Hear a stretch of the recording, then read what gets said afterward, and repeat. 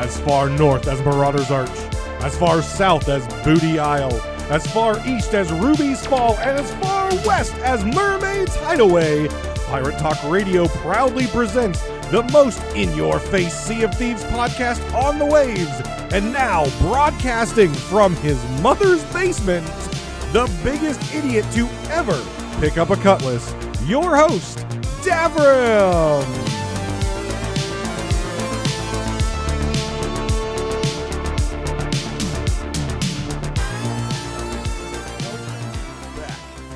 Pirate Talk Radio. This is episode 78.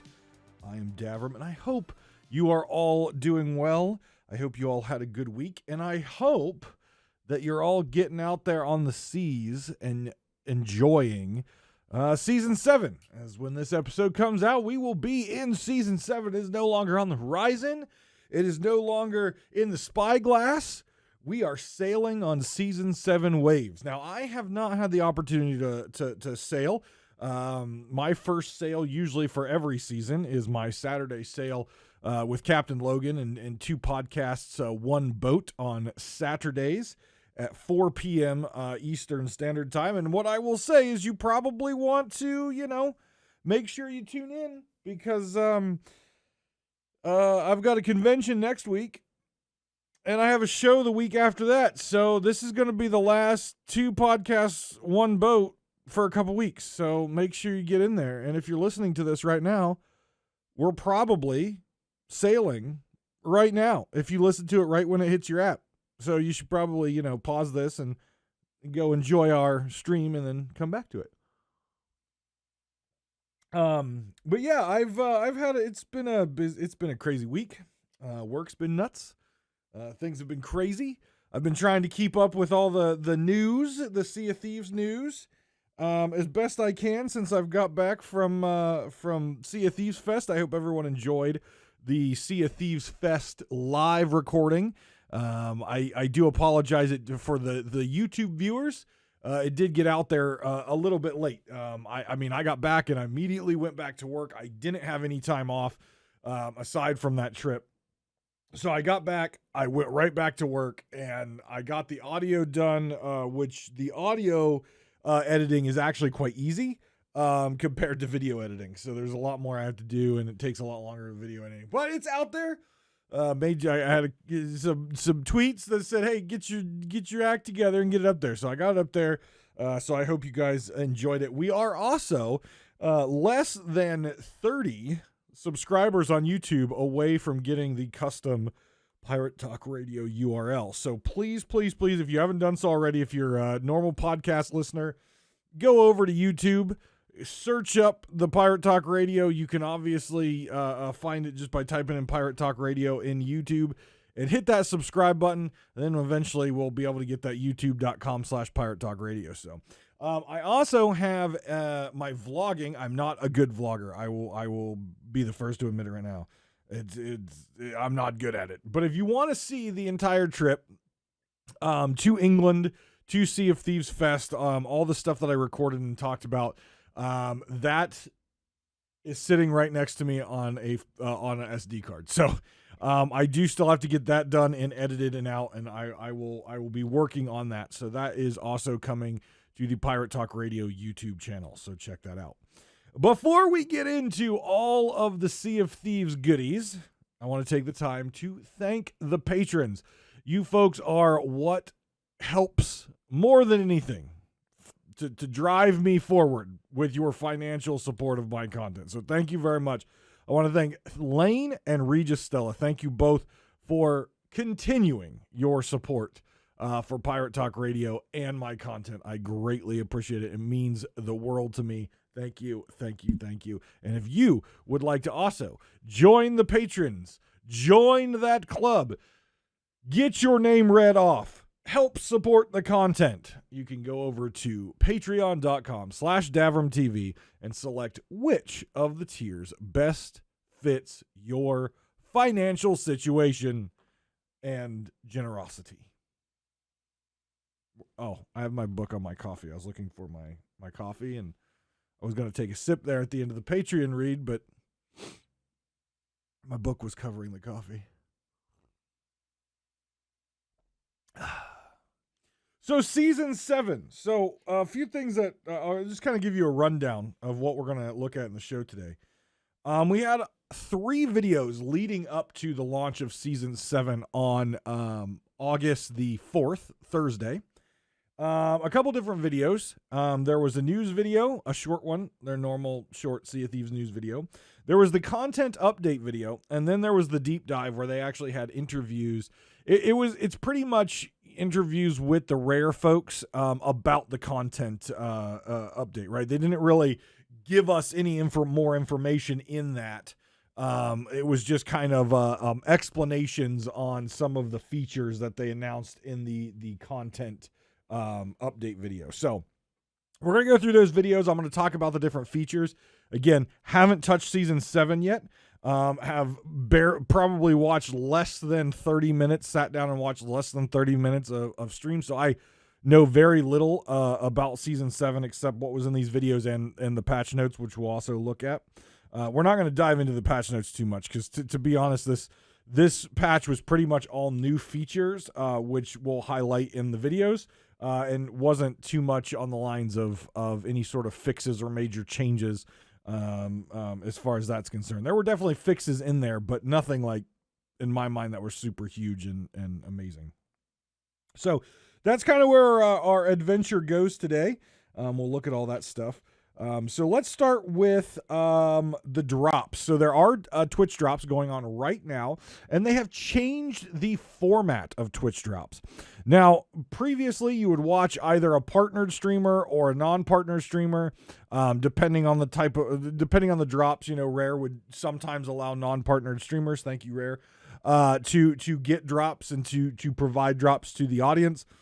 But they've changed the format. It used to be 20 minutes and you would get the drop for the day. The day turns over, you no longer get that drop. You would get the next drop for 20 more minutes and so on and so forth. So 20 minutes a day. There were pros and cons to that system. Pro, you only had to watch for 20 minutes. So you only had to either lurk in a stream for 20 minutes or sit down and watch a stream for 20 minutes. You could obviously set it on your phone and put your phone down or whatever you may choose to do. But it was only 20 minutes. That's a pro. You did have to claim the reward within 20 minutes or 24 hours. And then it was in your chest within about a week. The cons, you had to do it every single day. So if you were traveling on the weekend and you missed out on, let's say, 2 or 3 or even just 1 day of those, you can't get it back. If you were traveling or you were away from, like maybe you went out camping and didn't have any sort of service, there was no way you were going to get that back. Now, again, you could leave a device on at your house or at wherever you are that has internet. But if you're in a place that does not have signal or internet and you're in that location for more than 24 hours, yes, they exist out there.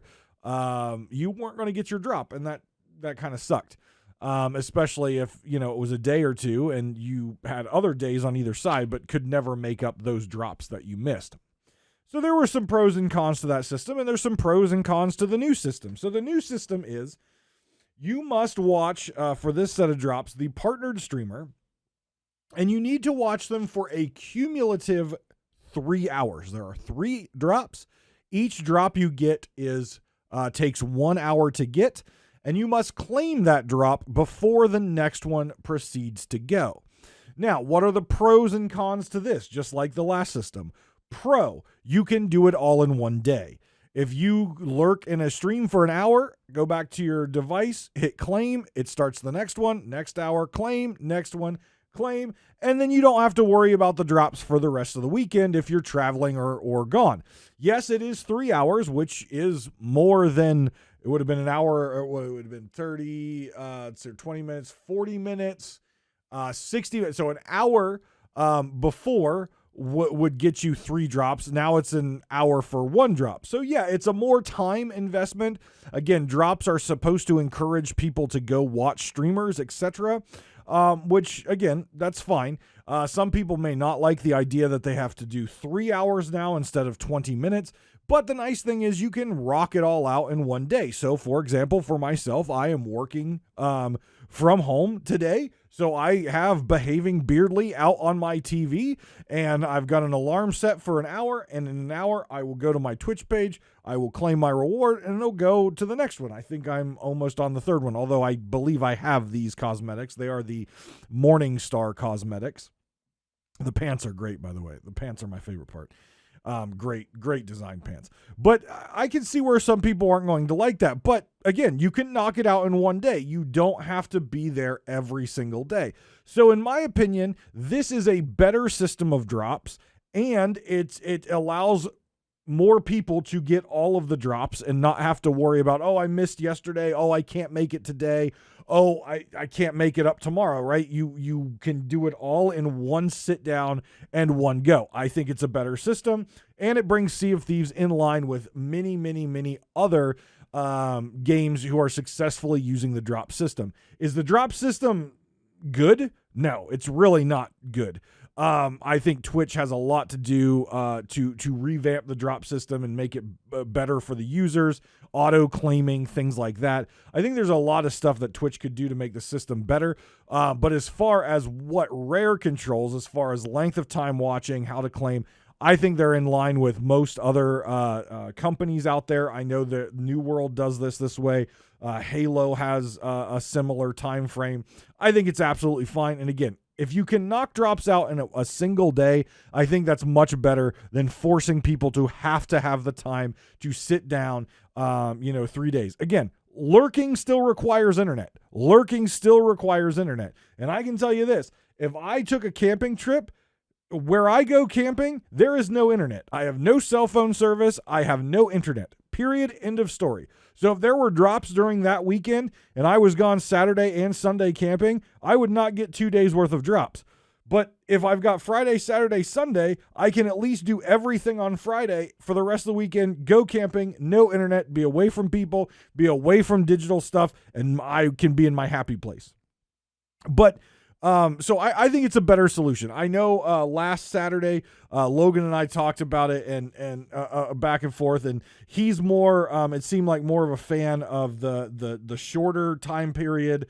I don't know. I think there's pros and cons to both, and I think giving the viewer or the player the ability to get all the drops in a single day is much better, because then the player gets to decide what day they use to get their drops instead of forcing them to do daily login. If you've ever heard me play on stream, playing New World, playing any sort of game, I do not like games who require me to log in to do something every single day. I do not like it. I have never liked it. I've always been against it in games like World of Warcraft or any game that requires daily login. I should want to log into your game every single day. I do not need you to force me to log into your game every single day. And the same thing goes with Twitch drops. Again, I think Twitch can do a lot better on how they do drops. I think there should be more options. I think there should be auto claiming features, etc. But it is what it is. We can't control Twitch.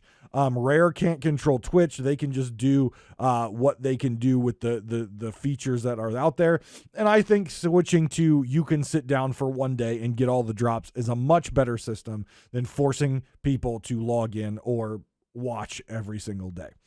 So that's just my 2 cents on that. I think this is much better. I'll have all my drops claimed, and I won't have to worry about the rest of the weekend while I'm down working on my new studio and painting and all that stuff. I won't have to worry about it. Even though I'm still in a place with internet, I won't have to worry about it in case I forget. So that's kind of the big thing going on right now. Again, you'll have through the weekend, Friday, Saturday, Sunday. That's starting August 5th, 6th, 7th. I don't know if they go to Monday on the 8th, but 3 hours. Make sure you claim each and every hour. Make sure you have your Twitch account linked to your Microsoft account. Make sure you claim each item each hour, because if you don't, if you watch 3 hours and you don't claim the item after hour 1 and hour 2, you won't get progress all the way down. So make sure you're claiming your rewards each hour, right? But you can do it all in one day. All right, so let's jump into the first video. The first video was Sea of Thieves news, and we had a different face on Sea of Thieves news. Yes, we had our lovable pirate narrator, who we saw on the last official Sea of Thieves podcast. He was our news anchor this time and ran through all the different features that kind of were the big highlights for the news. Now, I'm going to talk about two of them. And then we'll talk about the third one, which I have some opinions on. Of course, I would have opinions on. But the first one is, I think it's an okay feature. I don't think it's a game changer, but I think it's at least cool. I know some players will probably really enjoy that. For me, it's like, I thought it was fine the way it was, but I can see why they added it. And that is a zoom in feature for maps. I know, I'm sure there's a lot of people who wanted this, where you can hold the map up in your hand and your camera will zoom in on it, right? Like if you're doing a zoom in on the Canon, like aim down sights on a Canon. Basically, now you have aim down sights on a map. So again, you can get closer to the map. You can kind of see a little bit more. Again, I thought it was fine the way it was, but I'm sure there is an accessibility, or there is a good reason that there was time developed for this. I don't know how helpful it's going to be. Again, haven't got to experience it, haven't got to play it. So I'll keep my mind open-minded about this, and I will wait until I actually get to experience this and maybe hear some feedback from people who this really helped. But for me, I thought the holding the map and seeing where the X was the way it's been, I think has been fine. But again, they wouldn't have developed it, I don't think, unless there was a need for it, right? The second one is the next adventure. The next adventure is the Hunter, or A Hunter's Cry. It's going to be about rescuing a dear friend Merrick that anyone who saved Golden Sands sentenced to death. I'm dying on that hill. I will die on that hill. If you saved Golden Sands, you sentenced Merrick to die. Congratulations, you have taken my ability to sell fish away from the center of the map. That's your fault. And if you're upset that you can't sell fish out of the center of the map, it's because you saved Golden Sands. There you go. A Hunter's Cry will launch on August 18th. So we'll get to see the next cinematic the next cinematic adventure. Again, I think they're starting to get on a roll with these adventures. I think they're starting to figure some of it out. I think they've obviously learned a bit from their early adventures, some of the RNG and things like that. They're going to still make mistakes. I have a feeling that there are going to be adventures coming out at some point that aren't exactly great, and that we're going to not like, and that I'm going to, crucify them for. But until that happens again, I'm going to say that they're in a good direction right now. I thought the last adventure, where we found out, Merrick's captured and we have to go through the story with Amaranta, I thought it was fantastically done. I thought the voice acting was great. I thought the cinematography was great. It was perfect. That is what I want to see out of every adventure. I thought it was absolutely outstandingly designed and executed in the game. So I hope A Hunter's Cry continues on that theme. I hope this isn't going to become like a Windows development system where you have a good operating system, XP, then you have a bad one in Vista, then you have a good one, then you have a bad one. Then it's basically whatever team is working on that off operating system, it's going to come out and people are going to hate it and it's not going to be good. I hope the Rare staff is not in that style of team where there's one team who has one particular design style that in general is RNG based or multiple crew based, like what we saw in the earlier adventures. And then all of a sudden we get to the teams who actually know how to design a good adventure like we saw with the last one. I hope that's not the case.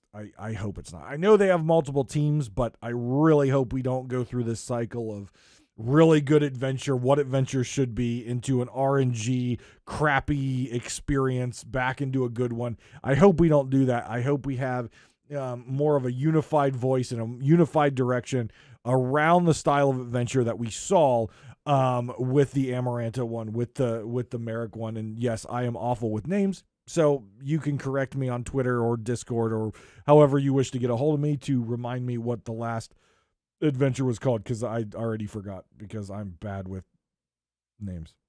That's how it is. And now, the thing that blew my mind. Okay. So I've played video games since I was 13 years old. Obviously, I've been on Twitter since it existed. I was on MySpace before that. I was on Facebook. I've been on every single social media platform that has existed, namely because in a previous employment, social media was my job. Social media software and integrations and research was my job.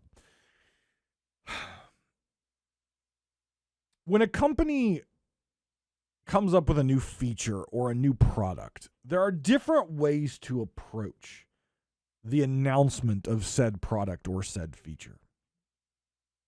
There are the companies that they're just out there to literally create dank memes. They are out there to meme and troll their users, to troll their customers, and that's what their customers and users expect. And then there are the folks that they want to put out a professional, nice, maybe funny, maybe whatever it is, feature or product that they want everyone to love and talk about positively. And then there's Rare. And I think Rare is more of the latter.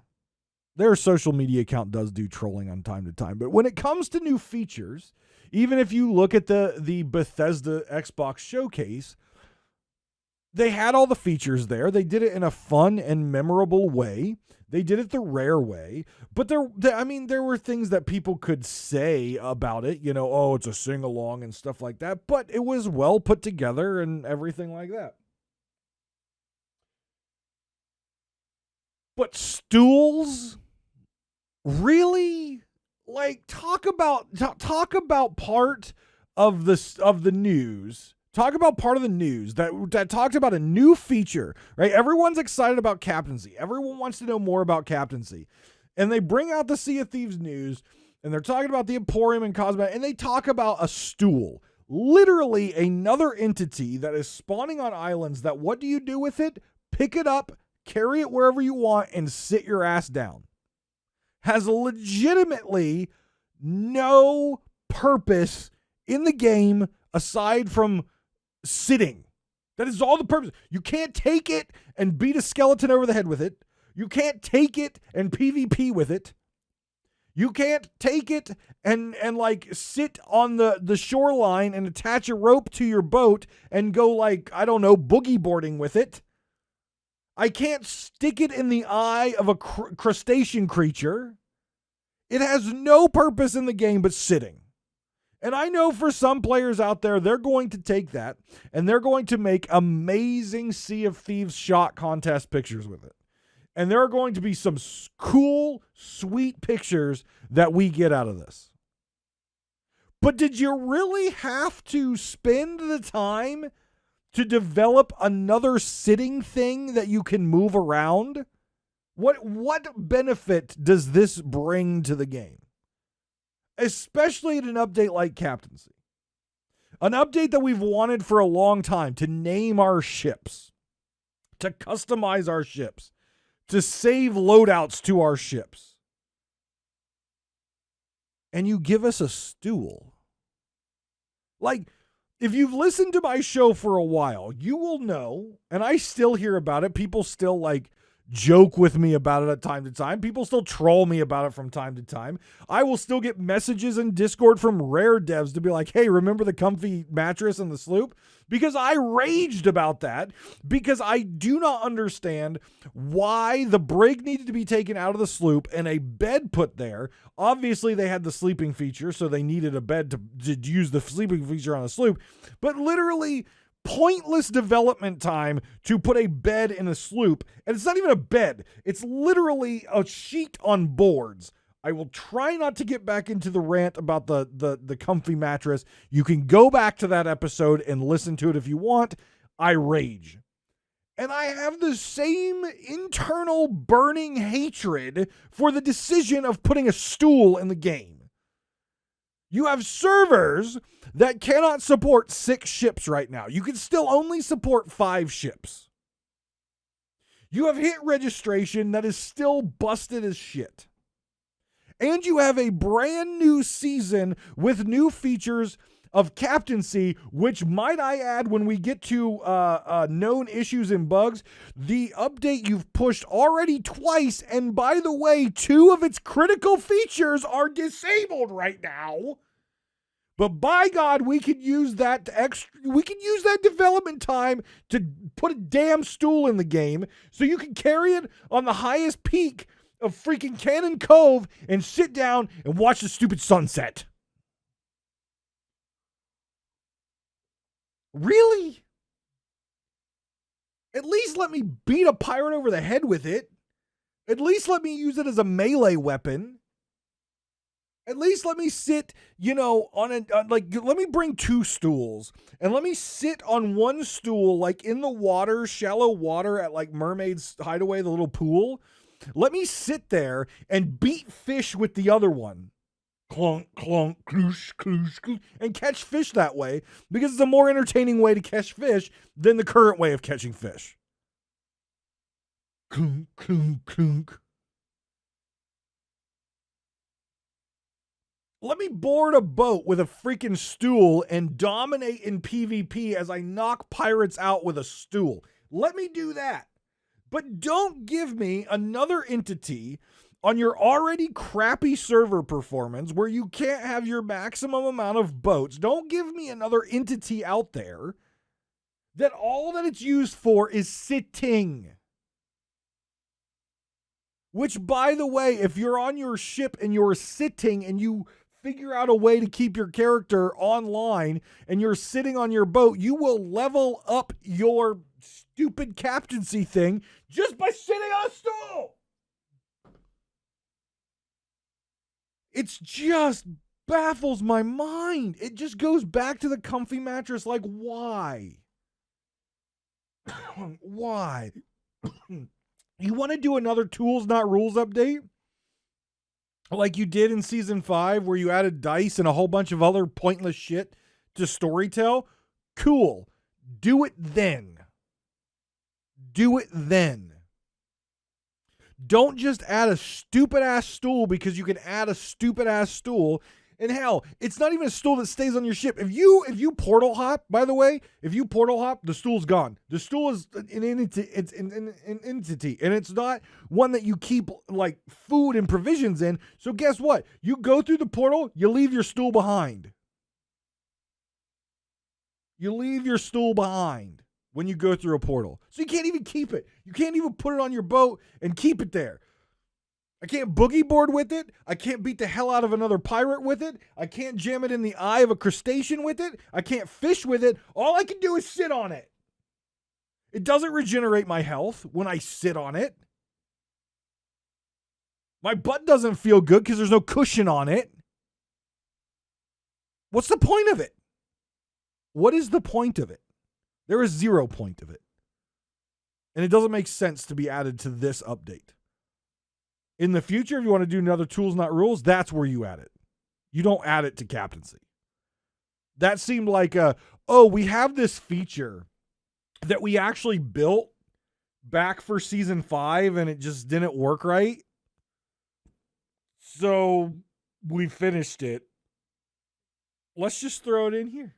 This seems like a good place. Let's just throw it in here. And let's make it a key feature on Sea of Thieves news when we're showing off captaincy. A stool. Give me a break. Give me a break. Whoever PR'd that was a giant dummy. Next video that we got was the content update video. So this was more of a deep dive, and thank God it didn't have a stool. It didn't smell like shit either. We actually got some more information about captaincy. Hey, it's Season 7, and the main feature is captaincy, and we had an entire content video update about captaincy, not a damn chair. They revealed the ship costs. So some of you who have already played the game since it came out, you will already probably know these ship costs. But for those of you like me who haven't got to play it yet, the sloop is going to cost you for your personal sloop. Again, captaincy is optional, right? Captaincy is completely 100% optional. You do not have to buy a ship. You do not have to do any of that. You don't. You don't have to use your gold on that. Captaincy is going to unlock for you features for you to enjoy the game more. It's going to unlock things for you to do and unlock, but captaincy is 100% optional. So if you want to buy your own sloop and give it a name, like your mom, it's going to cost you 250,000 gold. If you want the brig, it's 375,000 gold. If you want the galleon, it's 500,000 gold. And those ship costs are found on the main menu. I repeat, they are found on the main menu. Do not go into the game. Do not select sloop and open crew or closed crew. Set sail into the game and go up to the shipwright or the pirate lord or whoever you want to talk to and try to buy a boat. You cannot buy the boat in the game. Okay? You have to do it at the main menu. If you have already selected sloop and your crew type and you've already got ready to set sail, you are already too far. It is on the main menu. There is going to be an option there. It's either right, again, haven't logged in, but I was trying to look at the pictures there. It's going to be right at the main menu where it says adventure and stuff like that, or once you get to the ship selection. But it's before your character is on the island, right? It's before that, before you set sail. That's where you buy your ship. You'll be able to pay gold to save your ship customization. So, for example, if you go on and you've got this ship and you want to save the ugly ass Kraken purple crab set on your ship. You select the pieces of the crab set that you want and you pay money and it saves it there. So every time you log into your ship, it will be there.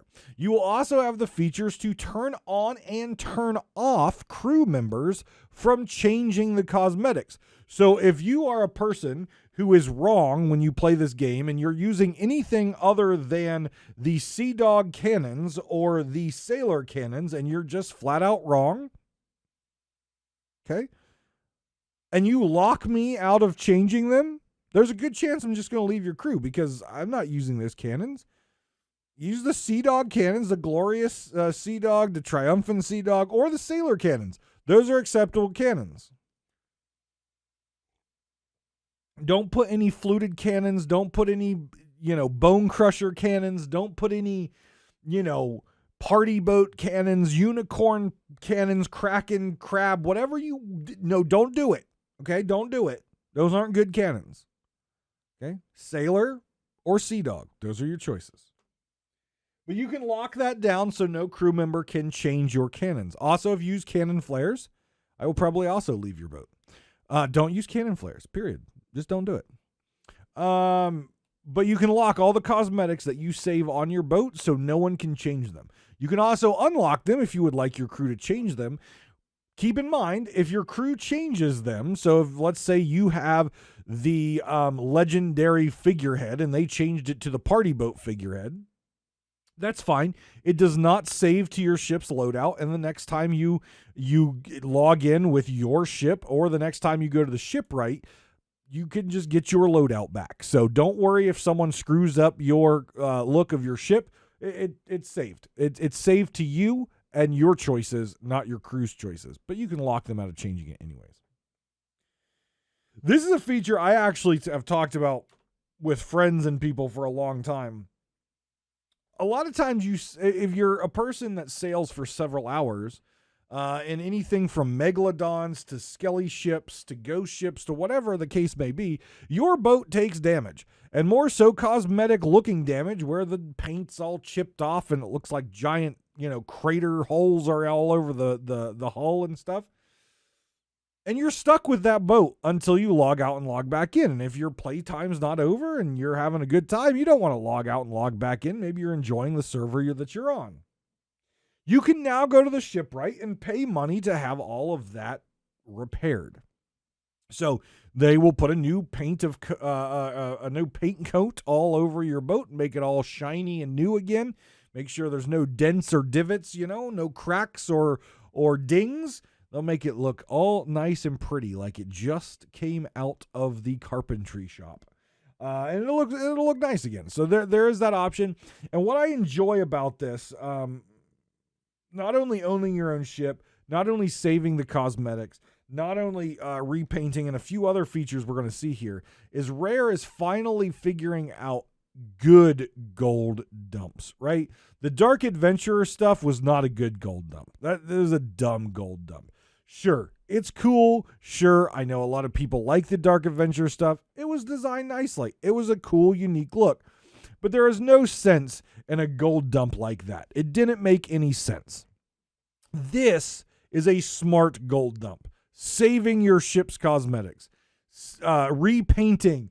Fixing your ship at the shipwright so it doesn't look like it's been through hell and back. New ways of purchasing like supplies for your ship, right? Right now we can go to the Merchant Alliance and buy the thing of bananas or fruit. You get the wood and you get the cannonballs. Well, now if you go to the shipwright as a captain, keep in mind all this stuff I'm talking about is for captains. That's why I said captaincy is completely optional. You don't have to buy a ship. You don't have to become a captain.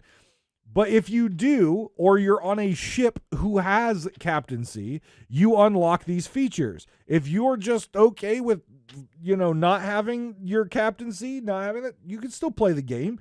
It doesn't stop you from playing the game. If you don't want to buy a boat and stuff like that, you don't have to. You don't have to. But you do get some pretty cool features if you do. And the other one is supplies. You can pay the shipwright to supply your ship with cannonballs, with throwables, with fruit, with wood, and with uncooked meat. So you can now start your voyage with a good amount of supplies, including good food, which, again, you could go out to an island and kill a piggy or kill something. And I love to supplier it.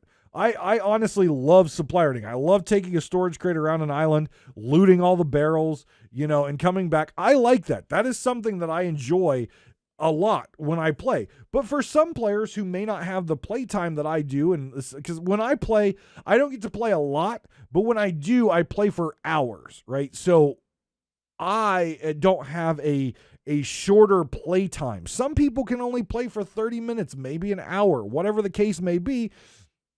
They don't have the time to load up on all the supplies and then go out and so this is a great gold dump, a great use of gold, a great balancing out of the economy, if you will, and giving players a quicker way to supply their ship and immediately get out there and play the game, right? I enjoy supplierting. Not everyone enjoys supplying up. I have no problem. I could spend, so if you gave me a 2-hour play session and I was on a galleon and I have 3 people doing a voyage, I would have no problem them going out and doing the digs and the skeletal fighting and all that stuff. And I just sit there with my little supply crate running barrel to barrel, doop-a-doop-a-doop-a-doop-a-doo, ooh, pineapple, ooh, chain shot, ooh, cursed cannonball. I love doing that. To me, that's a lot of fun. And then, unfortunately, I have some people who don't understand that sail with me that supplies go in barrels, not on storage crates on your deck. Patty. Barrels. That way, when you sink, they can't take your shit. I know we don't sink, but I'm just saying, if we do sink, I would rather all the supplies go down with the ship. That is an ongoing. Everyone has their own way of doing supplies, but I'm telling you, put your supplies in the barrel so that way someone can't use it against you. Or crippling you just by taking a storage crate off your deck. I know it's easier, it's more convenient, but don't. So I think this is a great option for players out there who take part in captaincy. Gives players a quicker way to get into the game. Not everyone enjoys playing the game the way I enjoy playing the game, and that's absolutely fine. That's the beauty of Sea of Thieves. Play it the way you want to play it. I enjoy supplierting. Other folks don't. They have less playtime than me. Let them get out there and enjoy the game for the limited time that they have. Totally cool with it. The Sovereign. The Sovereign. Now, I've had discussions with people. I've talked on this show about what I think the Sovereign should do and how they should be designed. I'm a historical buff, and I know Mike Chapman is a historical buff. And there's certain features of this game that really hurt my soul because this game is built in a historical time period. Yes, we are in a magical land protected by the Shroud with mermaids and crustaceans and ghosts and skeletons. I get it. But it is based in a period of time, which means there are certain things, certain economic things that are well established in the lands of piracy. And one of those is pirates sell cheap so that the people they sell to can sell it more expensive. That's how it works. So when I heard them putting in a sovereign, a middleman, if you will, between you, the pirate, and the trading companies, that was something that definitely existed back in this time period. Before the Golden Age of Piracy, and especially during the Golden Age of Piracy. We haven't made it there yet in Sea of Thieves, but we are pre-Golden Age of Piracy. This system of trading was definitely in place, where I'm taking goods that I have pillaged out on the seas. I am selling it to someone for me to get a quick buck, and then they're turning around and selling it at a higher price at a legitimate port or a legitimate place. So they make money, and they're the middleman. They're the go-between. They're the broker, right? They're the legitimate business person, because the pirate's not. So when they were introducing the Sovereign, I expected a NPC that will sell to you, or that you can sell to, but they won't give you maximum value. Okay, rep's fine. They wouldn't give you maximum value, and in my mind, shouldn't give you emissary credit. I know I was fought on this, but it just makes sense. Because if you're creating a simple, easy way to sell your stuff off, why do you need the Gold Hoarder tent? Why do you need the Order of Souls building? Why do you need the Mysterious Stranger? Why do you need the Merchant building? You don't. Because no one's going to go and sell to them anymore. Why? Because they just sell to the Sovereign. And so it didn't make sense. Yes, it made it easier, 100%. But then why just not delete the rest of them out of the outpost? Because they're not needed anymore. And so that was my argument. Don't make the other trading companies invalid.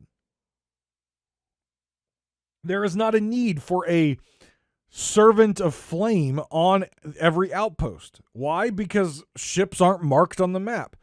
The reason you can sell everything to Reapers and it's easier is because you're marked on the map. You get the reward for the risk. If you're running a Gold Hoarder flag, where's the risk? You're not marked on the map. People don't know automatically where you are. They have to find you. So you should have to take a little bit extra time to sell. You don't get a better reward because you're not taking the risk. And I was quite disappointed when I read the notes about the Sovereign, because the Sovereign is like the Servant of Flame. They will accept just about anything. Some stuff they won't, right? Some of the items they won't, right? The humble gifts they're not going to accept. Those still go to the Reapers. The delivery items still need to be delivered to the appropriate person.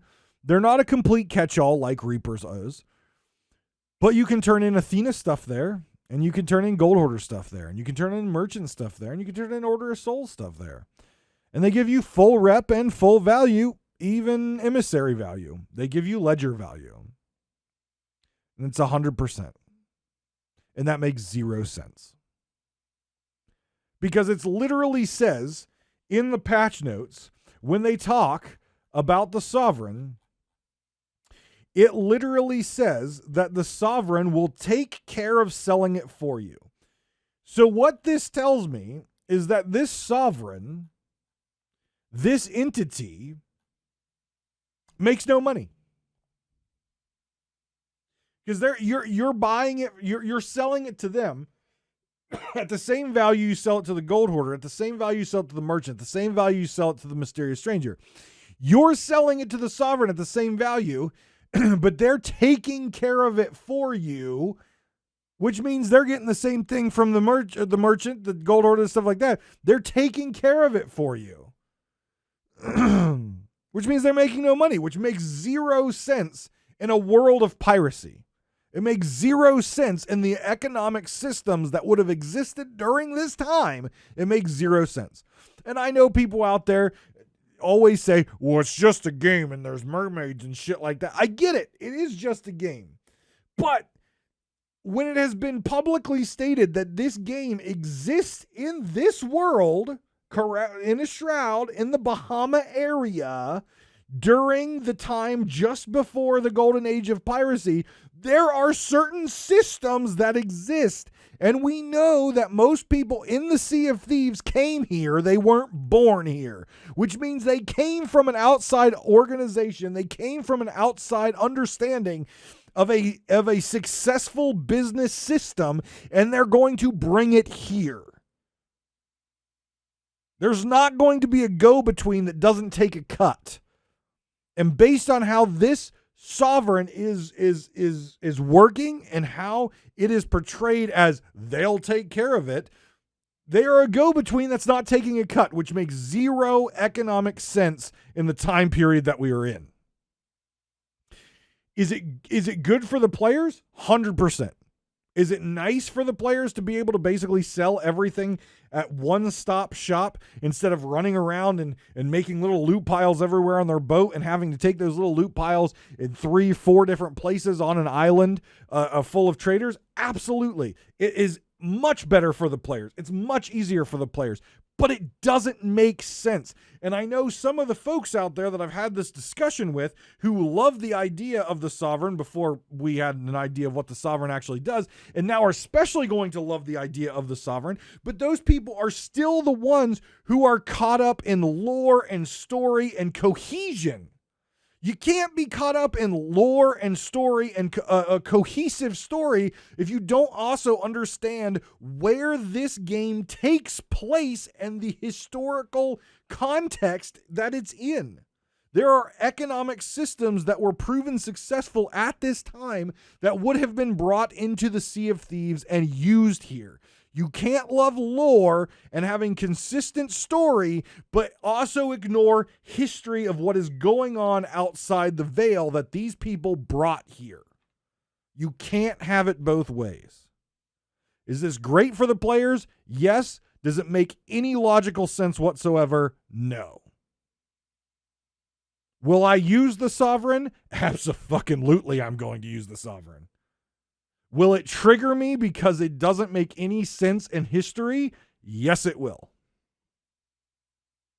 And based on talking to Mike and Joe at Sea of Thieves Fest, they do listen to my show. I would like to know from Mike why. Like, I know why. The reason is they want to even out Reapers and the trading companies. That's what they want to do. Reapers is a catch-all. Again, in my mind, it's a catch-all because risk versus reward. And they wanted to have that same system so it's equal, so it's fair at the outpost. I get that. On game design and player experience, I get it. But Sea of Thieves is more than just game design and player experience, or hit registration would have been fixed 3 years ago. Server stability would have been fixed 3 years ago. We would have had 6 ships on the server a year ago, and that would have been stable and good. We wouldn't have rubber banding. We wouldn't be cashing out. If all Rare cared about was player experience, a lot of this shit would be fixed by now. Rare cares about player experience, yes, but they also care about a cohesive, logical, historical story. And the Sovereign at this time, in this moment, makes zero sense in terms of history. 0 sense. So I don't care about your mermaids. I don't care about your walking crustaceans. I don't care about this is a video game. I want you to look at how Rare designs their story. They're very accurate about things. And they say certain things because that's how it is. And we know that the Sea of Thieves exists in the real world. somewhere in the Bahama Islands, covered in a shroud, around the time, but not at the time of the golden age of piracy. Those are known variables in history. I just don't understand. I don't get it. Like, I don't Mike Chapman has never been the person that I point fingers at and go after. It's usually Joe, and it's usually the QA team. Again, I'm surprised Joe didn't punch me in the face at Sea of Thieves Fest, but I appreciate you didn't, especially since I was literally the very first person he saw coming up the hill to the Sea of Thieves Fest. I'm like, oh man, this man's going to punch me in the face for everything that I say. But at this point, right now, this is the first time that I can remember that I can point to Mike and say, what the hell? Because there is no explanation that I've seen. Again, haven't logged in, haven't talked to the Sovereign. Maybe there's an explanation there. But this does not make sense in the historical time period and the economic systems that would have been brought to the Sea of Thieves from the people.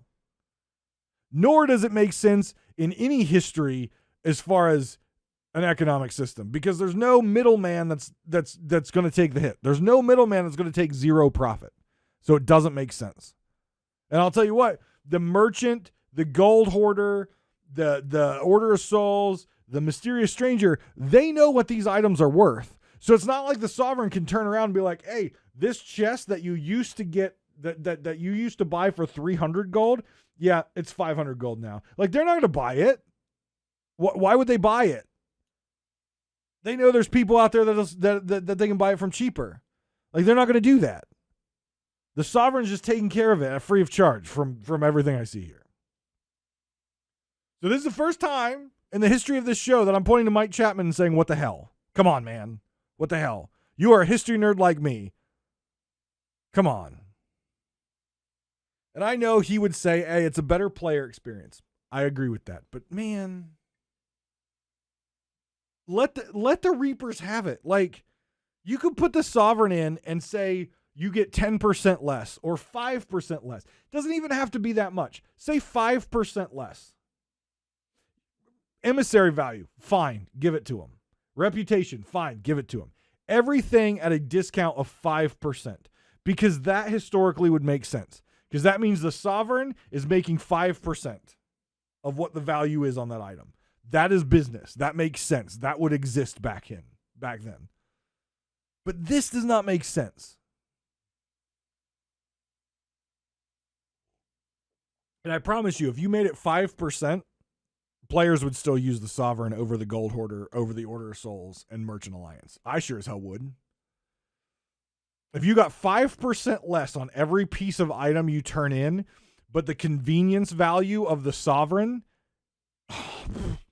sign me up. You can take 10%. I'll give you 20% if I get that convenience. It would have been an easy sell, and it would have played into a proper historical narrative of the time. 5%. No one cares. I promise you, no one will care. You could have put in the Sovereign, taken 5% off the top, never put it in a patch note anywhere, never said anything. No one would have noticed. And then if someone would have asked, then you could say, yeah, it takes 5% off the top because the Sovereign has to make money in this transaction, and still no one would give a shit because of the convenience factor. But when you put it in your notes, and when you put your patch notes, and you put it in your video that the Sovereign gives you 100%, 100%, 100%, you've now completely just nuclear bombed the shit out of any historical accuracy that you had on that. And it's disappointing to me. It's very disappointing to me. You can build a proper, good player experience while still maintaining a good historical narrative timeline of what you're building here. So there you go. Enough with the Sovereign. Let's move on. Logbooks. So right now, as an emissary, right, if you have a flag, You drop the flag, and the Reapers can sell it, right? Or anyone can sell it who pick it up. If you are a captain, you are now going to have a logbook that tracks your session. Okay, there are two different books here.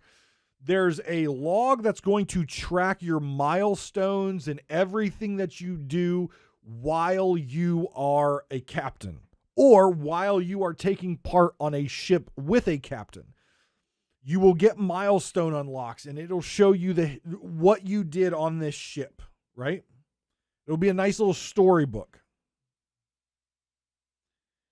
But there is also a captain's log, which is going to log your session.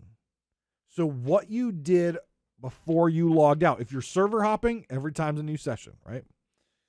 This log is going to be a droppable piece of loot that a pirate hunter, a reaper, whoever, can take from your ship when they sink. And they can sell it at Reaper's Hideout. Now, I think this is a great idea, but there is some concerns, and here's the concern. I'm going to assume, because I have not played it yet, that the longer the boat is in the session, the bigger the logbook, the more money you get out of it. That's how I would design it. Might not be that way, but that's how I hope it's designed. Here is my concern. I have a rule. Don't sink tall tailors. I try to avoid sinking new pirates. I try to teach them and nurture them, because eventually they're going to be a loot hoard that I get to steal later, right? So I try to encourage that. I try to no tall tailors, no fresh spawns. I try to avoid sinking those type of folks. But if you are a captain ship, you don't even have to have an emissary on anymore. If you are a captain ship, you automatically have a piece of loot on there that I can sell.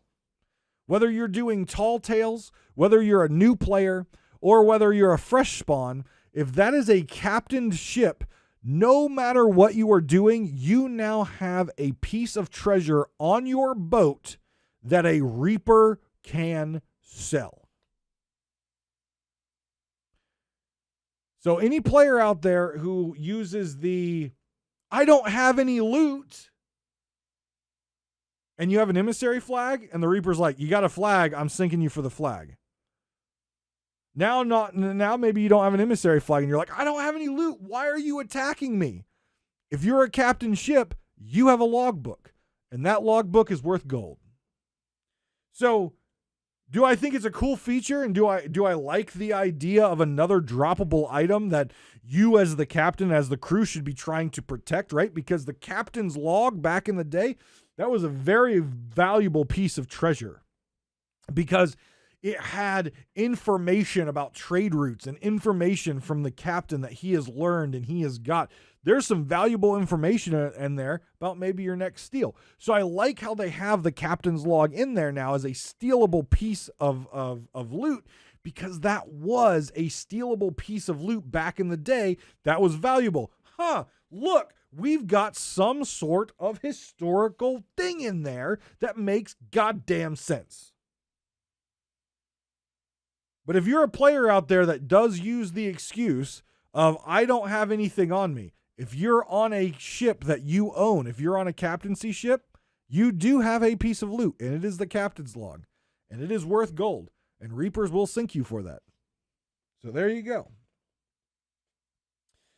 There are new items in the Pirate Emporium, so make sure you check those out. Everything this update is based around the Wrecker. So if you like the Wrecker fish, there is a costume, there are weapons, there's a ship set. If you like Drunken Bildrat stuff, there's Drunken Bildrat emotes. And there's also a free emote, and it is the portrait emote. So you can get a nice little emote where you're holding up a portrait frame. So that's kind of cool. So one last thing that I wanted to kind of talk about here before I close, and I unfortunately didn't get through the notes too much, the patch notes. There was a lot more I wanted to talk about, I think, instead. Once I play it, probably next week, once I get a good idea of how the servers are, how hit registration is, how the overall captaincy feels and plays, maybe next week we'll start to dive into the patch notes a little bit more. And there's not a whole lot, and I mean there's a lot in the patch notes because it goes through captaincy, but there's not a whole lot of things that I can really talk about. Like, you can just read it. It just basically is a list of the features that they've introduced. But this is patch 2.6.0. And again, you can always find that at seaofthieves.com/release-notes. And the update is, of course, Captains of Adventure. So you can go through and read that if you care. But what I'll probably do is after I play this weekend and get a good feel of this update, then I can kind of talk about what they've done in the patch notes and things that they need to look at and redo. I am disappointed that, captaincy was delayed twice and still in known issues. They have the ship and pirate milestones temporarily disabled and captain stash voyages temporarily unavailable. That's kind of lame. You delayed it twice. Everything should have been tested and good to go. That's really disappointing that everything wasn't, but that's where we are. I said last week that when you delay an update twice, when you delay it the first time, people might understand. They might be a little irritated, but their expectations of a quality update goes up. And then when you delay it again, they're going to be a little bit more irritated, a little bit more disappointed, and their expectations of a quality complete update go up. Well, it was delayed twice, so expectations were high, and seeing two critical features of this update disabled right off the rip, not a good look. Again, I can't wait to get in and experience it and see how it feels and what all new stuff we get to do. I'm really excited to take a look at the voyages. There's a lot of new voyages. So I am excited to play it and experience this new stuff, but I am rather disappointed that after two delays, we still have two main features that are disabled right now because they weren't ready or not done. The last thing that I want to talk about briefly is something that has been making its rounds on social media as it was in one of the updates, and that is, or one of the videos, and it's in the patch notes. When you spyglass a captaincy ship, it will tell you the name of the ship and it'll tell you who is captaining it. Now, there was a lot of outrage and things like that, specifically from bigger streamers saying, well, now the idea of stream sniping is much easier because people just hop and they'll just spyglass ships until they find Captain Falcor or Beardageddon or Boxy Fresh or Behaving Beardly or Pace 22 or whoever it is. They'll just keep hopping until they find that because now they have an easy, recognizable way to automatically know who is on that ship, who is captaining that ship. Here is my statement. Does stream sniping suck for the streamer? Yes. Guess what? You're a streamer. I have no remorse. Do I like stream snipers? No, they're cheating. They have a competitive advantage because they're literally able to see and hear the comms. That's a competitive advantage. It's cheating, right? It's not an advantage based on skill. It's not an advantage based on, it's literally cheating, right? But in the same breath, as a streamer who has been stream sniped, it's part of the gig, right? It's part of the gig. You're streaming. That is what you're choosing to do as maybe your career or maybe fun. And the bigger you get, the more people who are in your chat, the more people who want to get that clip of them killing you, of sinking you, or whatever the case may be. It's part of the gig. And I don't think Sea of Thieves should ever develop features in the game just because of streamers. There are certain things that they do need to do, such as the name scramble, because that has nothing to do with protecting the streamer. That has nothing to do with the streamer. That has everything to do with protecting players that streamer comes across that may or may not be okay with being on stream. That's what that feature is for. It's not for the streamer. It's for the player that streamer comes across.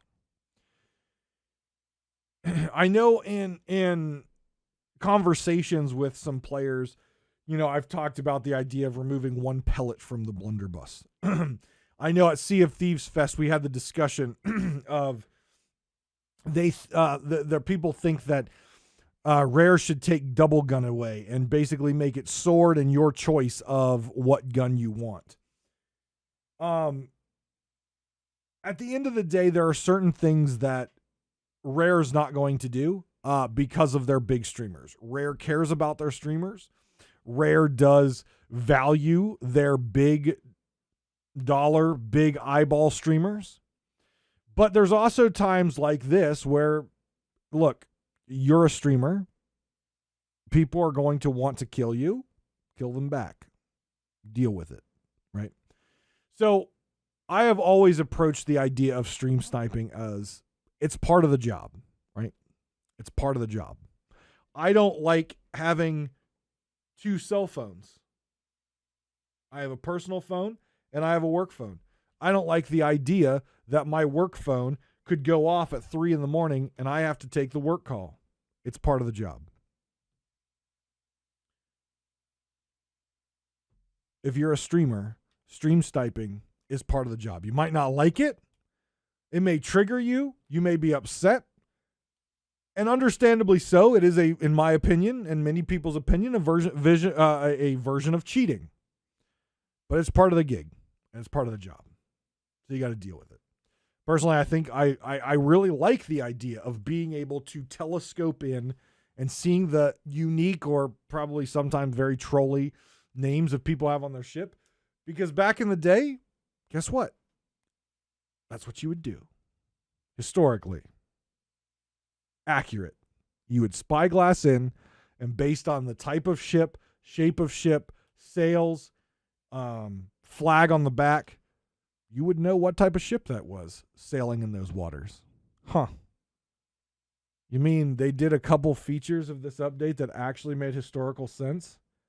And it wasn't about player experience? Huh. Gee.